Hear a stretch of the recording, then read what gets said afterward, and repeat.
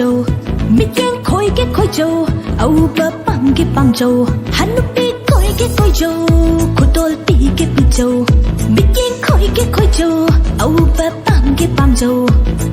thật ninh ngất thật châu ngõ ninh ngất ngõ